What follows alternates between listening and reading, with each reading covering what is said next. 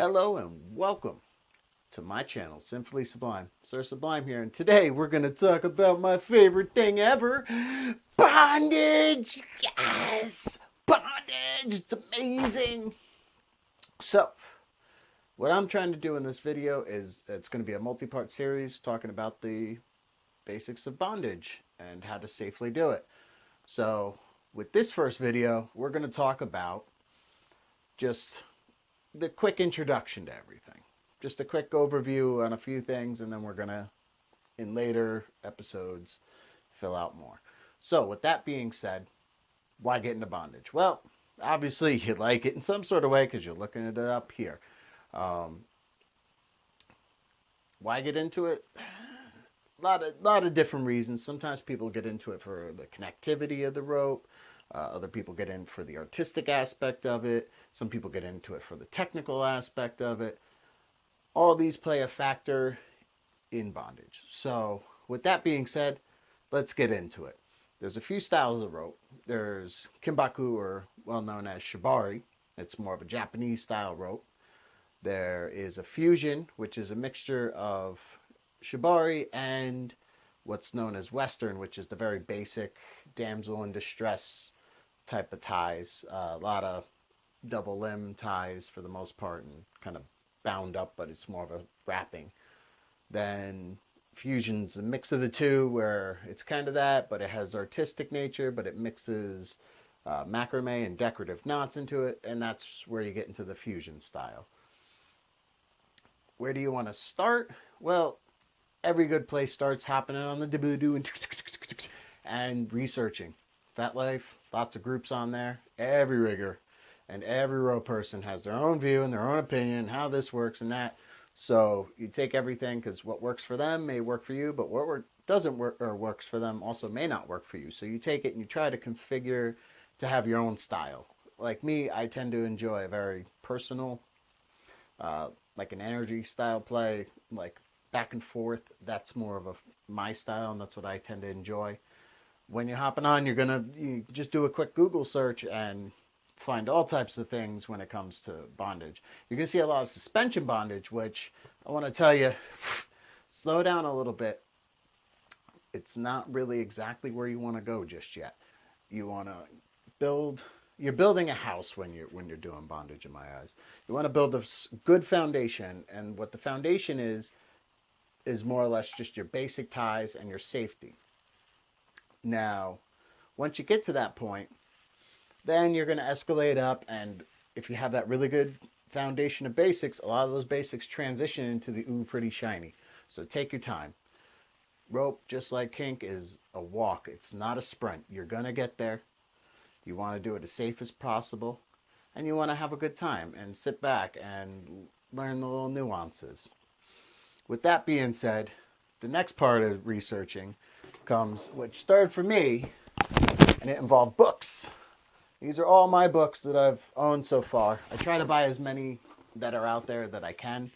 I'm behind on a few books that have come out in the past few years, but when money's tight, it's pay a bill or buy a book, and I tend to pay the bill. With that being said, those are really good resources. The next place you can go is basically YouTube. There's a lot of tutorial videos. Back in the day, there was only a handful. You kind of pick and choose and learn a bit. You could build your foundations to go further with it. Now there's a bunch of tutorials out there by a bunch of really good people, and you can learn a lot of really good techniques.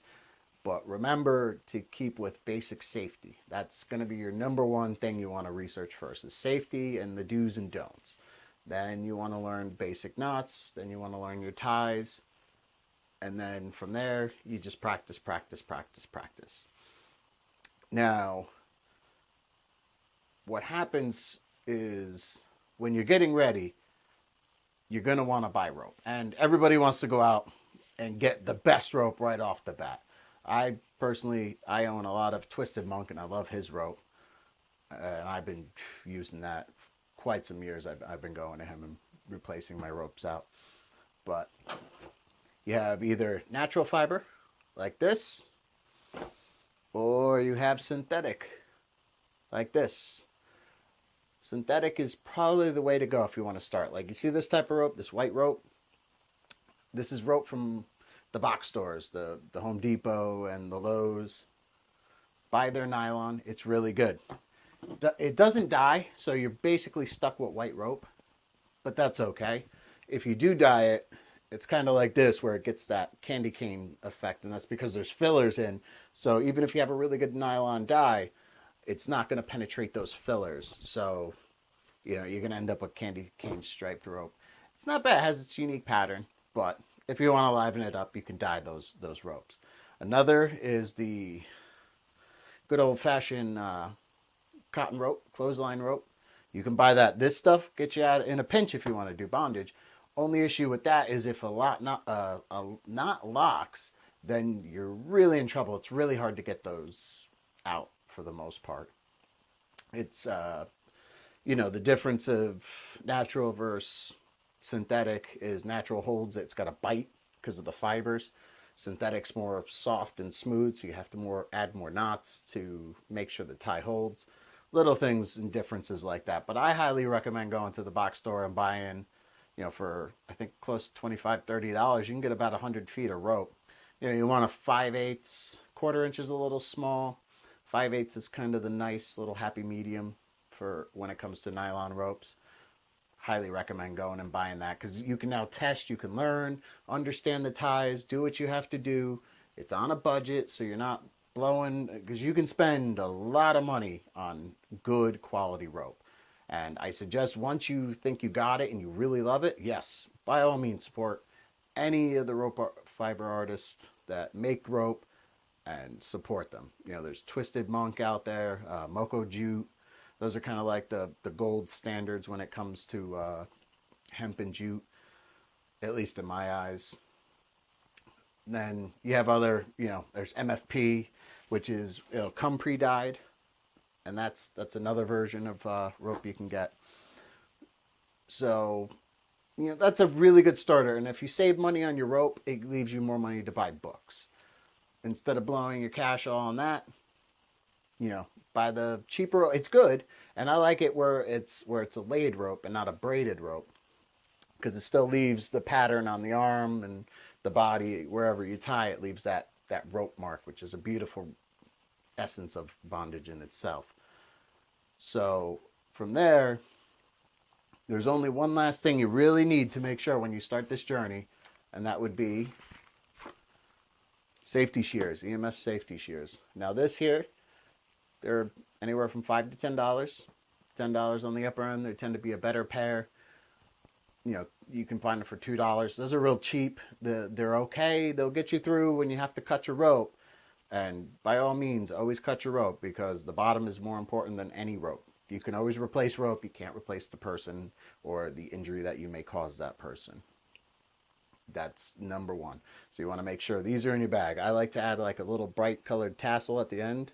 So one, I know if I pull it. Two, it usually when it's in my rope bag, I can always see this because I make sure it's sticking out.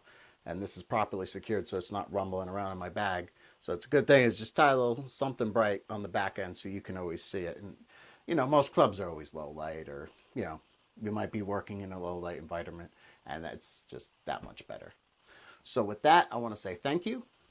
I hope you got as much as you can get out of this little quick snippet of a video, but this is just the introduction to Bondage 101. In the next video, I'm going to start talking about types of ropes and their pros and their cons.